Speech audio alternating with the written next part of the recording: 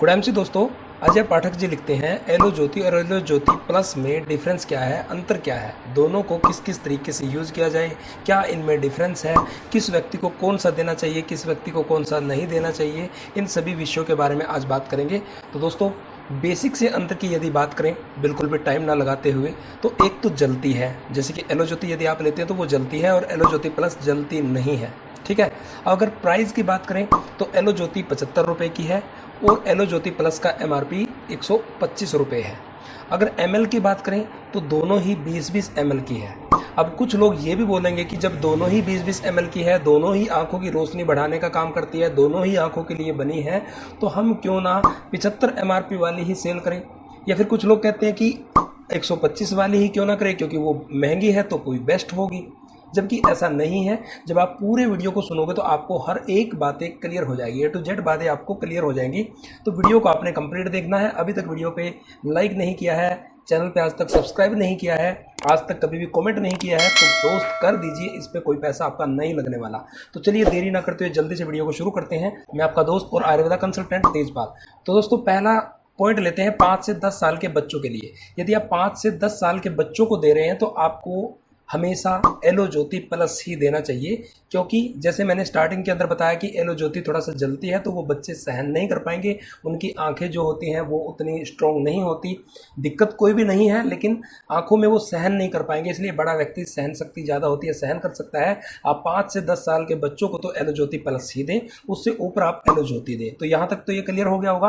अब बात आती है कि जिन लोगों की आंखें बनी हुई हैं, जो बुजुर्ग होते हैं, जिन्होंने आंखें बनवाई हुई होती हैं, ऑपरेशन करवाया हुआ होता है आंखों का, तो उनके लिए क्या, उनको भी आप एलो ज्योति प्लस ही दें। क्योंकि एलो ज्योति प्लस होती है वो यदि ऑपरेशन होने के 1 साल के बाद यदि आप देते हैं तो कोई दिक्कत नहीं है। यदि अभी अभी उस बुजुर्ग का ऑपरेशन हुआ है आंखों का और आप तुरंत देते हैं तो आपको देने की जरूरत नहीं है। उसको डॉक्टर जो रिकमेंड करेगा, उसको डॉक्टर ने जो दी होगी वही आपको उनको बोलना है, यूज करें। हाँ, अगर उनको ऑपरेशन कराए हुए लगभग 1 साल हो चुका है, बिल्कुल सही है वो, फिर आप अपने आयुर्वेदिक जरूर दें, लेकिन वो एलो ज्योति प्लस दें। तो 2 पॉइंट क्लियर हो गए।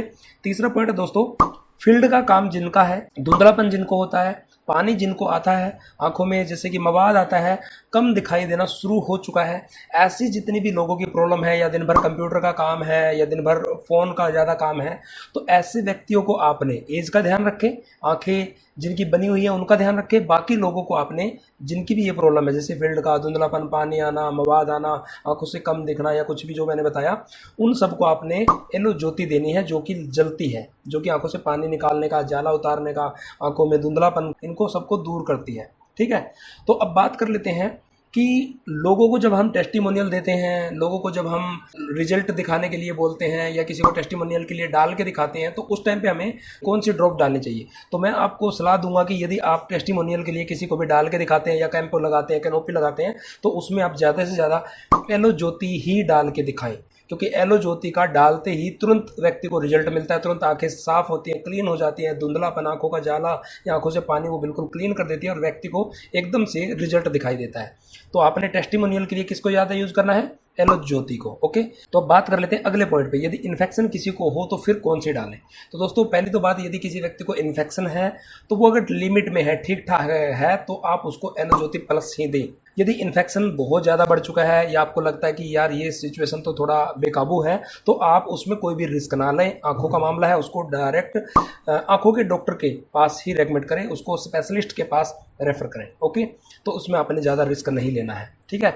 अब बात आती है फास्ट रिजल्ट के लिए क्या करें। तो फास्ट रिजल्ट के लिए आपने 2-3 बातों का ध्यान रखना है। एक तो चाहिए आपने एलो ज्योति दी है या फिर एलो ज्योति प्लस दी है, उसकी ऊपर जो ड्रॉपर होती है ना, ड्रॉपर पे कभी भी उंगली लगाने के लिए ना बोले, कभी भी गलती से भी उंगली ना लगाए, उससे इन्फेक्शन बढ़ता है।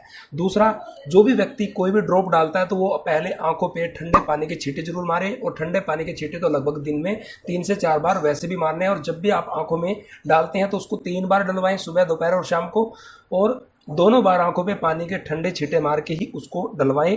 और कम से कम 1 मिनट लेटने की बोलें, आंखों को बंद करते रहें या थोड़ा बहुत झपकते रहें, उससे व्यक्ति को फास्ट रिजल्ट मिलता है, क्योंकि आपकी आंखों के अंदर वो ड्रॉप अच्छी तरीके से घुल जाती है। ठीक है। उसके अलावा यदि किसी का बजट अच्छा है और ज़्यादा फास्ट आप रिजल्ट लेना चाहते हैं, तो आप उनको न्यूट्र मेगा कैप्सूल दे सकते हैं, जो कि ओमेगा 369 से भरपूर होता है, और ओमेगा 369 आंखों के लिए बहुत अच्छा होता है।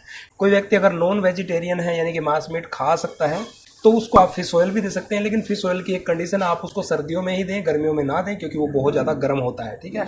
अगर आपको भी किसी और विषय पे, किसी और प्रोडक्ट के ऊपर डिटेल में एक वीडियो बनवानी है तो आप हमें संपर्क कर सकते हैं, आप हमें कमेंट कर सकते हैं, आपका भी वीडियो जरूर बनेगा। हो सकता है 2 सप्ताह बाद आपका नंबर आए, लेकिन आपका वीडियो पक्का बनेगा। मिलते हैं किसी और ऐसी नेक्स्ट इन्फॉर्मेशन वाली वीडियो के अंदर, तब तक के लिए आप सबका बहुत बहुत धन्यवाद। जय हिंद, गुड एमसी।